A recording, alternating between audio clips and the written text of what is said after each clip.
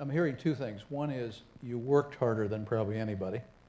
You were a really hard worker, still are today. I mean, it's very clear to anybody that knows you. You're like a magneto. There's an energy. You work hard. And the other part of it is that you clearly know how to build teams, which I assume started in football by being on a team and watching. Probably 3 points or so, Roger, I'd like to make. And the first is working hard is important. The only time success comes before work is in the dictionary.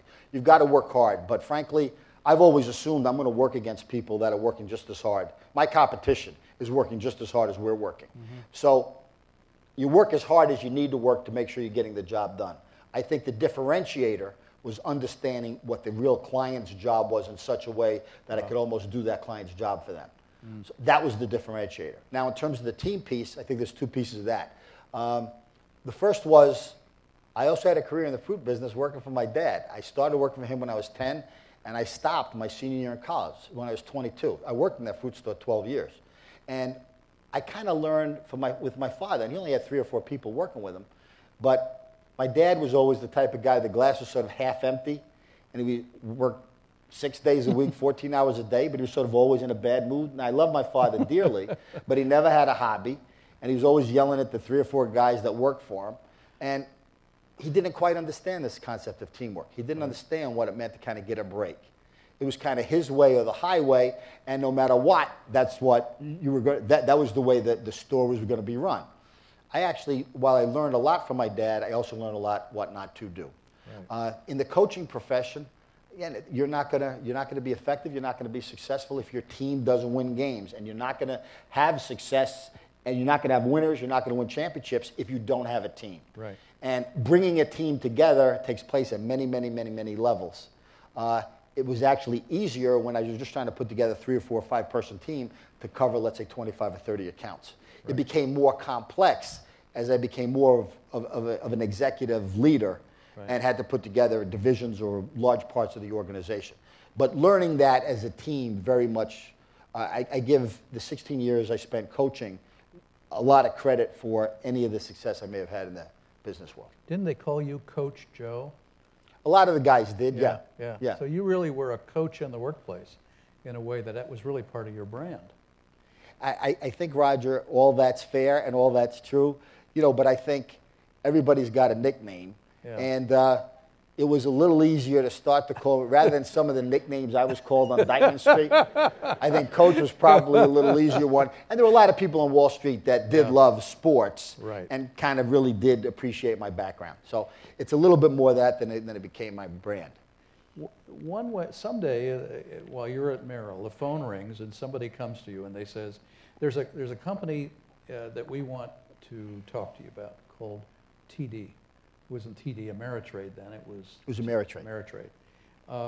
What was that whole conversation about, and what was that transition like and that decision for you? Because here you were sort of at the top of your game, running a big chunk of a big enterprise. What brought you to TD Ameritrade?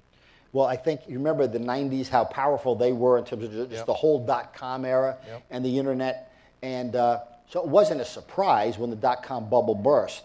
That happened in the beginning of 2000. March 2000 is really when it first started, and it ended around March 2003. I was contacted by Ameritrade, in the beginning of 2001 or so, or the end of 2000. So it wasn't a surprise that firms that were in those sectors were going through a lot of difficulty. And it was because they were going through difficulty, I don't think they ever would have done a national search for a new CEO if they didn't feel they really needed to bring somebody in. So that's what happened on their side. On my side, I felt that as I did my own due diligence on Ameritrade, I thought there were a couple things that Ameritrade really did have. They did have a good technology program with a tremendous emphasis on technology. And clearly in the technology age we live in, that was very, very important. And they'd already established their brand. I remember back in the 90s, Stewart was not the spokesperson necessarily, but certainly he was a brand persona, at least for Ameritrade. So when I first looked at it, I thought, before I actually came out, I thought there was perhaps a 5% chance that we might not make it. But I also thought there was a 10, 20% chance that we might be able to wind up doing something really, really special. And I figured anything in between there, we would wind up showing improvement. And at the end of the day, if it didn't work, it wasn't going to be the end of the world. Right. So that was how we made that decision. So stepping in, you're now stepping in to run Ameritrade. You took a look at the marketplace, and I assume you did a SWOT analysis of your own and said, what do we need to be more competitive? What are our strengths? What are our weaknesses? As any coach would do, you're looking at this collection of human assets and technology assets. Where did you strike first? Where did you go to build what is now TD Ameritrade now? I spent probably the first 3 months on the job just getting out and meeting our people. And yeah. I went to every facility around the country. I met with our large groups. I met with small groups. I met with individuals, et cetera. And I asked a lot of questions. Yeah.